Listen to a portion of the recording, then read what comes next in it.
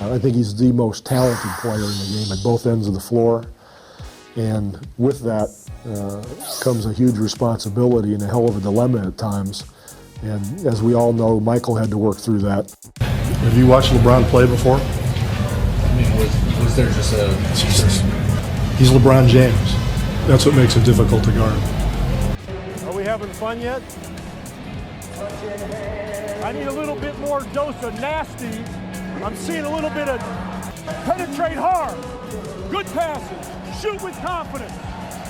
There are legends, and then there's Gregg Popovich, the architect who reinvented coaching as chess, 5-time NBA champion, 3-time Coach of the Year, and the mastermind behind the most unselfish dynasty the league has ever seen. For over 2 decades, Pop didn't just lead, he adapted, evolved, and outthought everyone. From the grinded-out battles of the early 2000s to the space and pace revolution of the 2000s and 10s, Popovich was always one step ahead. But even the sharpest minds in basketball have their nightmares. Players who broke every scheme, destroyed every cover, and made even Popovich shake his head. This is not just a list of greats. This is a list of players who forced Pop to change everything, who made him rewire his entire game plan just to survive.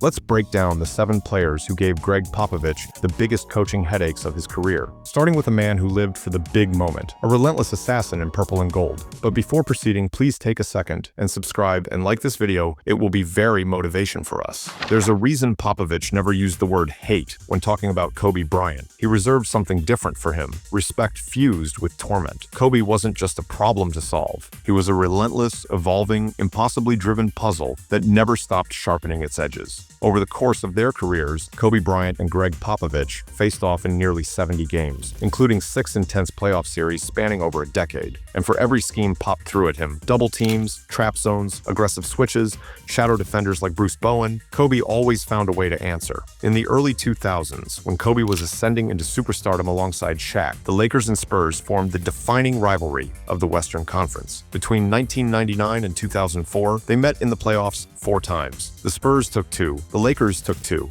And Kobe, no matter the outcome, was often the most dangerous player on the court. In the 2001 Western Conference Finals, he dropped 45 points and 10 rebounds in Game 1 in San Antonio, stunning Popovich's squad in their own building. The Spurs had no answer. Bowen, Antonio Daniels, even the occasional double with Malik Rose, none of it mattered. Kobe carved them up with surgical precision and stone-faced calm. Popovich would later say that Kobe's work ethic was unlike anything he'd ever seen, that he studied the floor like a general studies a battlefield. The Spurs' entire defensive philosophy, usually anchored in system and discipline, had to bend for Kobe. They'd go from their favored matchup zone to straight man. They'd blitz high screens just to keep him from walking into pull-up jumpers. And still, he'd find a sliver of space, pivot off the block, and knock down a fadeaway with a hand in his face. But what made Kobe such a nightmare wasn't just the scoring. It was the sheer unpredictability. Popovich prided himself on preparation. He studied tendencies, film, minute-by-minute patterns. Kobe broke all of that. One night, he'd shoot 35 times and live at the elbow. Another night, he'd dish 10 assists and pick the Spurs apart like a point guard. When Pop built a wall, Kobe shot over it. When Pop sent help, Kobe found the open man. There was no solving him, only surviving. And then there was the 2008 playoffs, when the Lakers, rejuvenated by the addition of Pau Gasol, met the Spurs again in the Western Conference Finals. This time, Kobe was in full command. No longer the brash 21-year-old from the early 2000s, he was a mature killer. In Game 1, he dropped 27 points in the second half alone, leading a furious comeback. The Spurs had been up by 20, and yet by the end of the night, they were out of answers. Again, the Lakers took that series in 5, and Kobe was named Western Conference Finals MVP. Popovich, usually tight-lipped, admitted it. Kobe had controlled the game, not just with skill, but with sheer force of will. He's one of the most intelligent and fierce competitors I've ever seen, Pop later told reporters. We tried everything, and still, the respect ran deep. When Kobe tore his Achilles in 2013, Popovich didn't offer the usual press line sympathy. He paused, took a breath, then said, "That's a tough blow for a player who gave everything to the game." Everything later, when Kobe announced his retirement, Popovich took it upon himself to praise Kobe not just as a player, but as a model of preparation, the thing Pop valued above all. They were cut from different cloths, but they spoke the same language: obsession. Popovich with team structure, Kobe with personal dominance. And when those two forces collided, it was a masterclass in tension, willpower, and tactical warfare. Even as the years passed, Pop never downplayed Kobe's impact. In interviews after Kobe's tragic passing in 2020, Popovich was visibly shaken. He brought joy and pain to a lot of coaches, but mostly, he made the game better, Pop said. You had to raise your level when you played him. You had no choice. That, more than anything, defined the challenge. Kobe Bryant forced Gregg Popovich, maybe the greatest coach of his era, to go deeper, prepare harder, and stretch his system to its limits. Not just once, not just for a year, but over a 15-year war between genius and greatness. Kobe wasn't a matchup problem. He was a career-long migraine. And Popovich, for all his championships, for all his innovations, knew that no amount of planning could ever truly contain him. You don't scheme against Shaquille O'Neal like you do other stars. With most players, Gregg Popovich would start with tape, dive into their habits, figure out what makes them tick. Are they left-hand dominant? Do they avoid contact? Can they be pushed off their spot? But with Shaq, the scouting report might as well have said, brace yourself. He was 7'1", over 320 pounds, and moved like someone 70 pounds lighter. In a league that prided itself on skill, angles, and intelligence, Shaq overwhelmed all of it with sheer force. Popovich didn't need convincing. Between 1999 and 2004, the Spurs and Lakers met in the playoffs 4 separate times. Each encounter felt like a PhD-level seminar in what it meant to try to stop an immovable object. Shaq wasn't just dominant, he was disruptive to the way basketball was played. Popovich tried everything. Traditional centers, twin towers, quick rotations, constant doubles. Nothing cleanly worked. And that wasn't because the Spurs were slow to adapt. It was because the typical adjustments didn't apply. If you sent help, Shaq punished it. If you didn't, he buried your defender under the rim. If you tried to foul him, he'd still finish through contact. And if you dared to go small, you were finished before the opening tip. Take the 2001 Western Conference Finals. The Spurs were 58-win contenders, and yet, in Game 1, they looked like a G League team next to Shaq's dominance. He scored 44 points, grabbed 21 rebounds, and shot 17 of 26 from the field with ease. The Lakers won that game by 39 points, and Popovich admitted afterward, "You don't stop Shaq. You only hope to make him work for it." That series wasn't an outlier. Shaq averaged 27 points and 13 rebounds, while shooting 60% from the floor across the entire series. He didn't float to the perimeter. He didn't rely on post fades or Euro steps. His game was straight line, high efficiency, and physically demanding. For you, not for him. And that's what made planning for him so miserable. Popovich had 2 Hall of Fame bigs, David Robinson and Tim Duncan, and even they couldn't neutralize him.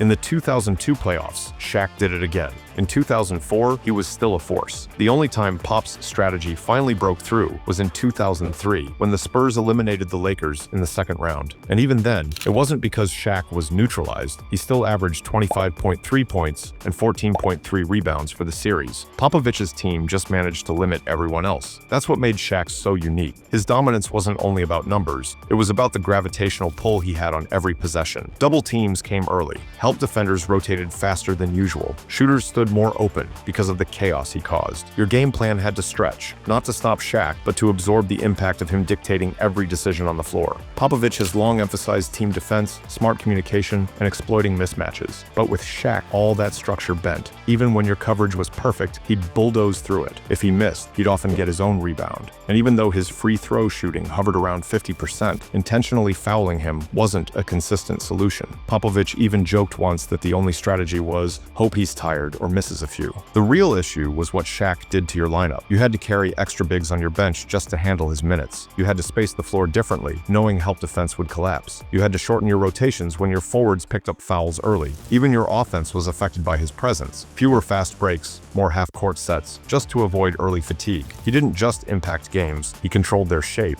And yet, Popovich never disrespected him. He gave Shaq credit for more than just brute force. He admired his court awareness, his passing out of the post, and even his ability to read the rhythm of a game. Shaq didn't panic under pressure. He didn't rush. He played with poise, and Popovich recognized that. It's easy to underestimate how intelligent dominant players can be. But Shaq wasn't just physically better, he was mentally ahead of his matchups too. In the long history of Popovich's coaching career, few players forced him to throw out the entire game plan and start from scratch. Shaquille O'Neal was one of them. Not because he was unpredictable, but because he was unavoidable. You knew what he was going to do. You just couldn't do much about it. That's what made him one of the hardest players Popovich ever had to prepare for.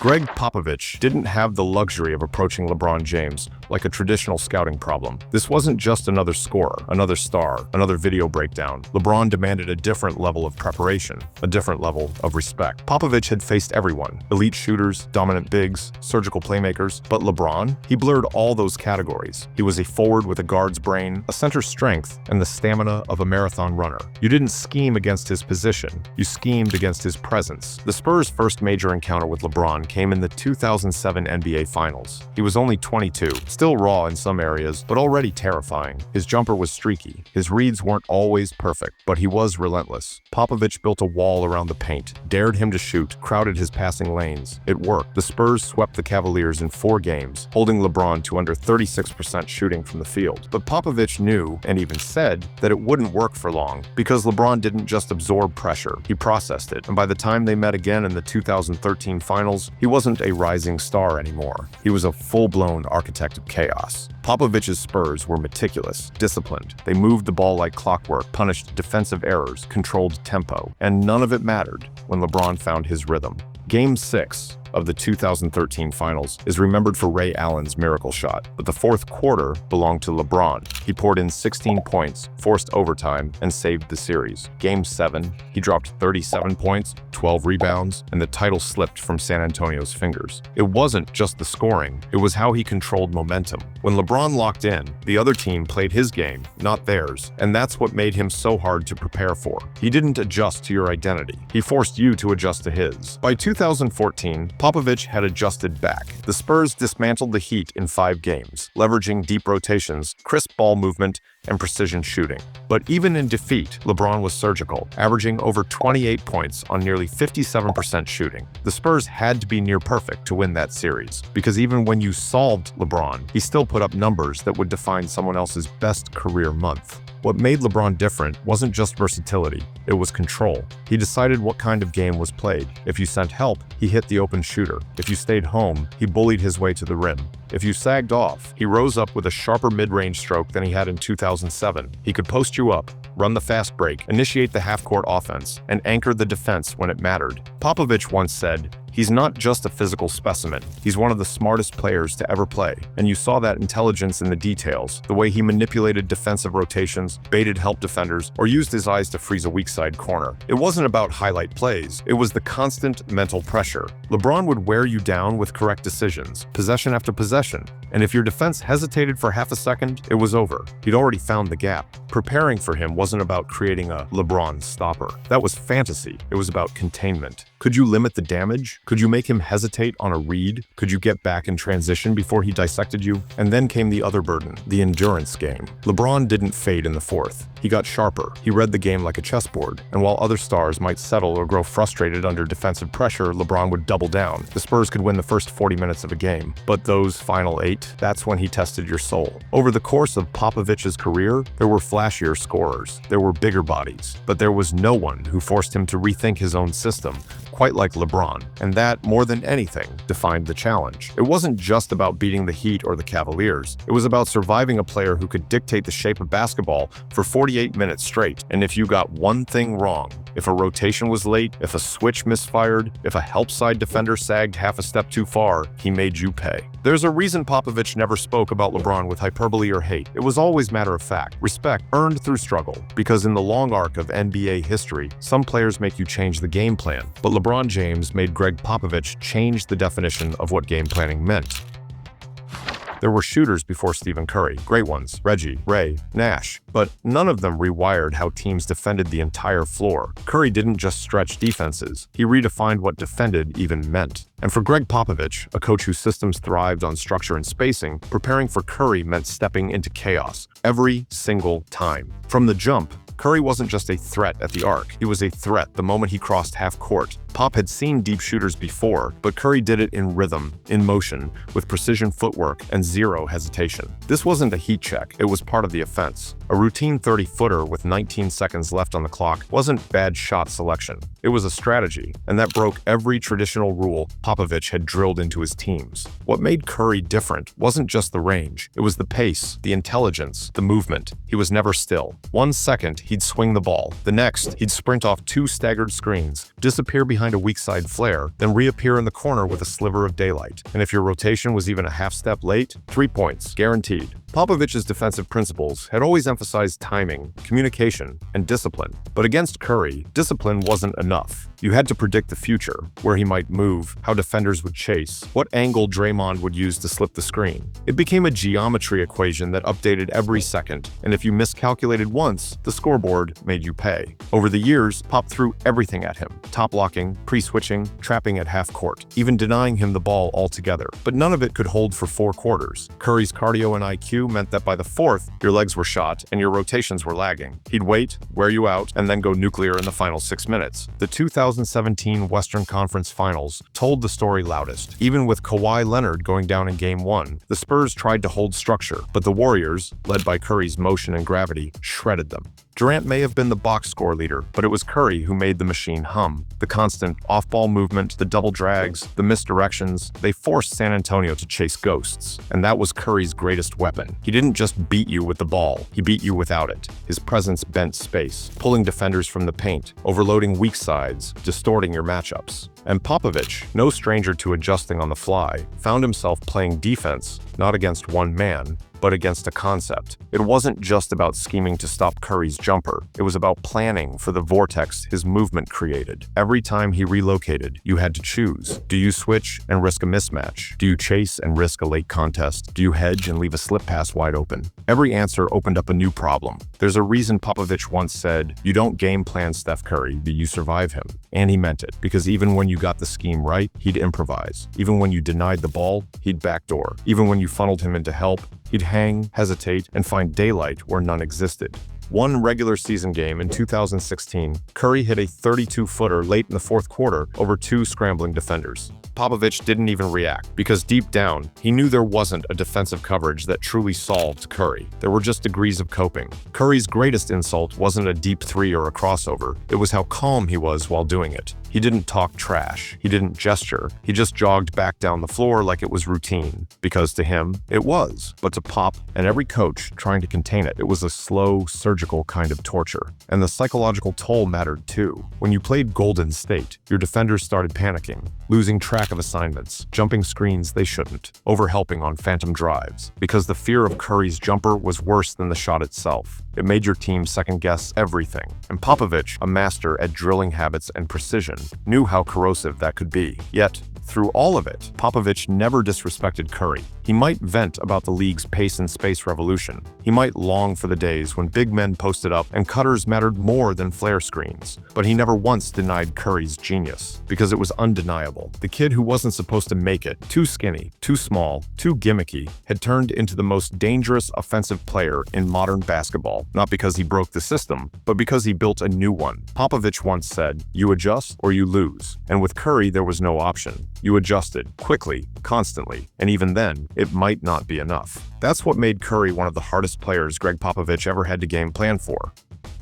You can game plan for shooters, you can game plan for slashers, you can even game plan for dominant bigs. But Kevin Durant, he didn't fit into any of those buckets, because Kevin Durant wasn't a matchup. He was an unsolvable equation. And for Gregg Popovich, a coach who built his defensive legacy on exploiting weaknesses, Durant was the rare player who simply didn't have any. Game planning for Durant wasn't about stopping him. It was about minimizing the inevitable, because even when your scheme was airtight, even when your defender played it perfectly, Durant's shot was still unblockable. And that's not hyperbole, it's just geometry. A 7-footer fading away from 18 feet with a high release point and a feather-soft touch, that's not a contestable shot, that's a prayer. Popovich learned this the hard way, not once, not twice, but across multiple playoff series. Take the 2012 Western Conference Finals, Spurs versus Thunder. San Antonio came in on a 20-game winning streak, up 2-0 in the series. They had momentum, chemistry, and experience. And then Durant happened. In Game 4, he scored 36 points, 18 of them in the 4th quarter alone, without forcing a single possession.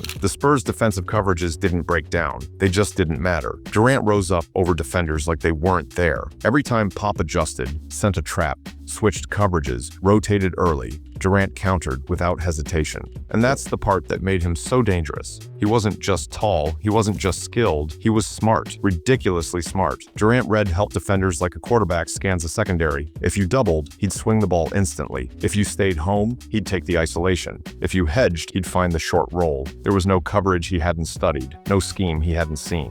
And Popovich, a master of unpredictability, knew Durant was still 2 steps ahead. When Durant joined the Warriors in 2016, the challenge grew into something darker. Because now Durant had spacing. He had Curry's gravity, Draymond's passing, and Klay's movement surrounding him. No longer did he have to work through traffic or carry possessions. Now he got clean looks in rhythm, off pin downs, off slips, off broken plays where your defense was already scrambling. Popovich had one of the league's best defenses in 2017. Kawhi Leonard, Danny Green, LaMarcus in the backline, but Durant dismantled them with chilling calm. He didn't celebrate. He didn't trash talk. He just hit back-breaking jumper after jumper, pull-ups, catch and shoots, turnarounds. One possession, he'd isolate and score in 2 dribbles. Next, he'd trail a fast break and bury a 3 from the wing before the defense could even recognize the threat. In Game 3 of the 2017 Western Conference Finals with Kawhi out, Pop threw multiple looks at Durant. Double teams, zone help, early traps. Durant dropped 33 on 11 for 19 shooting,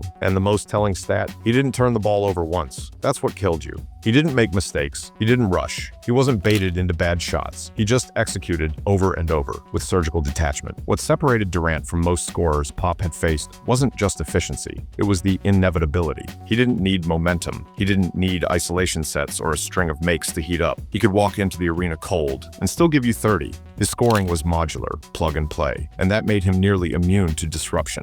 Popovich once said, "We spend hours designing schemes, and sometimes it just doesn't matter. Some guys are that good." That wasn't resignation, that was respect, because deep down, even the best coaches know when they're up against something unsolvable. And Durant was exactly that, unsolvable. Some stars force you to adapt. Durant forced you to abandon your instincts, to unlearn habits. Spurs defenders trained to contest shots aggressively had to hold back, because contesting Durant meant a foul or a useless reach. Help defenders trained to slide over had to hesitate, because Durant punished over help with precision passing. He didn't break your scheme, he bypassed it. Even in the rare games where the Spurs held Durant under control, it never felt like they stopped him. It felt like he just chose not to attack. That's the level of control he operated with. He dictated the terms. And that, in Popovich's book, is what separates great from transcendent. Kevin Durant wasn't just one of the hardest players to game plan for. He was a living contradiction. A giant who moved like a guard. A scorer who never hunted. A teammate who could dominate without demanding.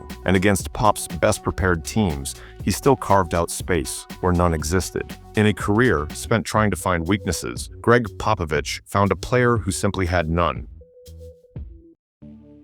Gregg Popovich faced plenty of stars who overwhelmed you with speed or raw power. Dirk Nowitzki wasn't that. He was a slow-moving dilemma, a threat you saw coming again and again, but still couldn't solve. He didn't explode past you. He didn't go over you. He just operated from that one-legged launch point, leaned back into open space, and hit the shot you were trying to take away. And even when you schemed for it, sometimes especially when you schemed for it, it didn't matter. Popovich prided himself on structure, on systems that forced tough shots, contested the paint, and limited second chances. But Dirk forced you out of that comfort zone. He made you account for options you didn't build for. A 7-footer playing like a wing, but anchored like a center. His shot profile wasn't just diverse, it was disruptive. Pick and pops, high elbow isolations, trail threes. He brought big defenders out to 25 feet, stretched your help side coverage to its limit, and dared you to adjust. And the catch? Everyone knew what was coming. That fadeaway, that high release point, that rhythm off the jab step. But knowing and stopping were two different things. Pop threw bodies at him over the years. Tim Duncan, Robert Horry, Bruce Bowen. Long defenders, physical defenders, disciplined defenders, nothing stuck. Because Dirk's game wasn't based on physical mismatches. It was timing,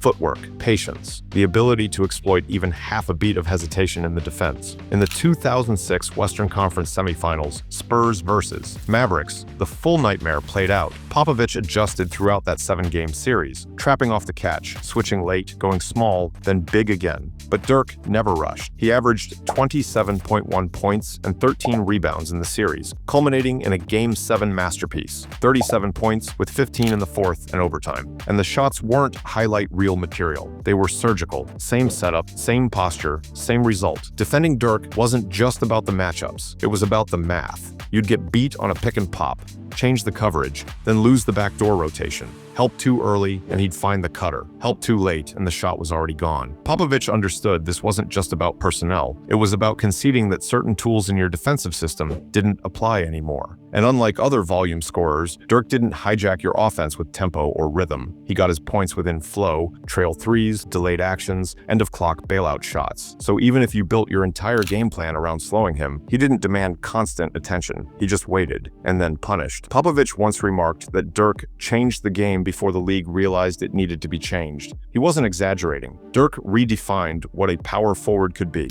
Before Durant, before Jokic, before the modern unicorn bigs, Dirk was already doing it, stretching the floor, taking defenders into unfamiliar spaces, and beating them not with force, but with craft. That's what made him so hard to prepare for. He didn't disrupt your system with chaos. He disrupted it with inevitability. One look, one shot, one read, always in control. If you pressed him, he pivoted. If you laid off, he stepped into rhythm. If you helped, he passed. Every option had a counter, and none of them required speed. In many ways, Pop's challenge wasn't just stopping Dirk. It was learning how to lose to him without losing control of the rest of the game. You'd spend so much effort containing him that the rest of your system stretched too thin. Even when you played him well, he kept the scoreboard moving, and the psychological toll, subtle but real. For defenders, contesting a shot perfectly only to watch it fall anyway, that wears on you. You start biting on fakes, lunging for passes, rotating a half second early. And Pop hated that. He trained his teams to stay grounded. But Dirk had a way of eroding that discipline, one soft jumper at a time. By the time Dirk led the Mavericks to their title in 2011, Popovich wasn't in that playoff bracket, but he understood what the league was finally recognizing. This wasn't a one-off hot streak. This was a player who had tormented elite defenses for over a decade, including his own, and made it look effortless. Dirk didn't beat you with noise. He beat you with economy. No wasted motion, no forced heroics. Just pressure, spaced over 48 minutes, delivered from angles you couldn't cover. Popovich coached against more explosive players. He coached against more athletic ones. But few opponents ever forced him to question his system, not just for one game, but across entire seasons, like Dirk Nowitzki.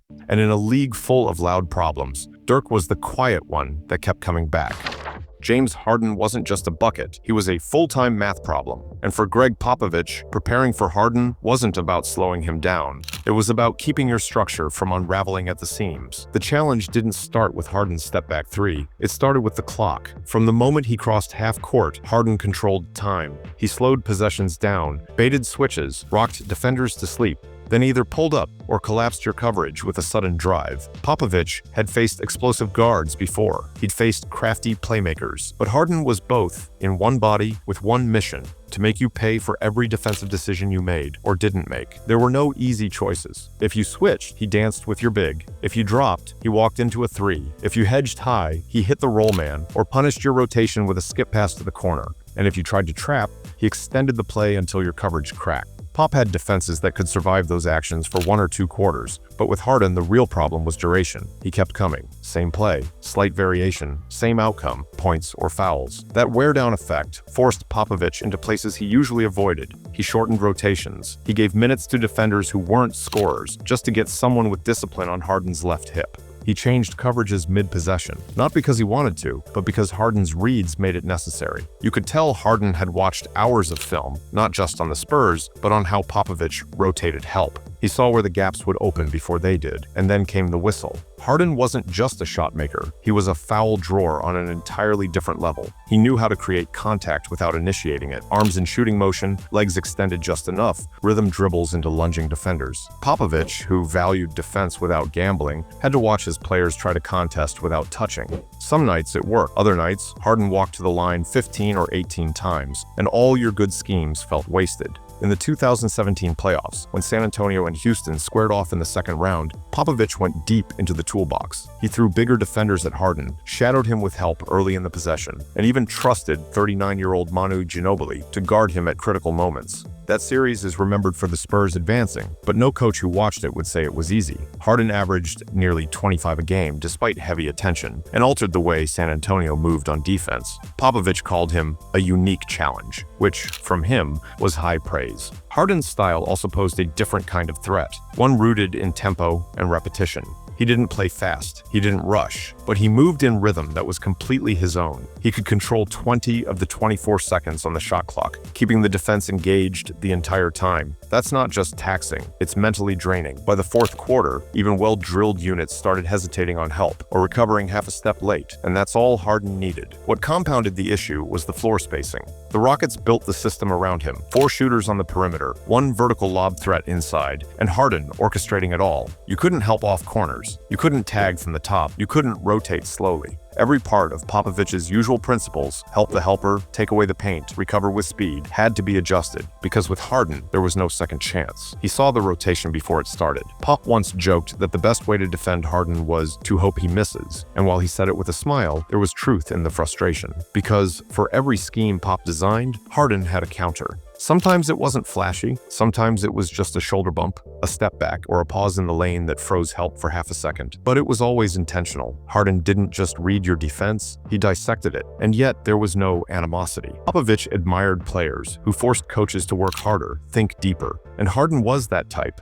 You couldn't guard him with effort alone. You needed discipline, patience, and contingency plans. Because one bad stretch, 5 minutes of overhelp, of reaching in, of second-guessing the rotations, and you were looking up at a 12-point deficit with no clear way to reverse it. That was Harden's superpower, not just the step-backs or the free throws or the scoring titles. It was the way he made you question your own system, how he turned your defensive strength into a decision tree full of traps, how he forced Popovich, one of the game's great planners, to throw out the script and improvise. He wasn't the most graceful, he wasn't always the most beloved, but ask any coach who had to build a game plan around stopping him, and they'll tell you, Harden was a storm. Not loud, not fast, just relentless. Gregg is considered one of the best coaches in NBA, but when greatest of all time names his favorite players, then it is worth watching. So if you want to know Pat Riley, names his 7 favorite basketball players, click the video appear on your screen. Before going, please make sure to subscribe to this channel and like the video, and also share your thoughts in comments section.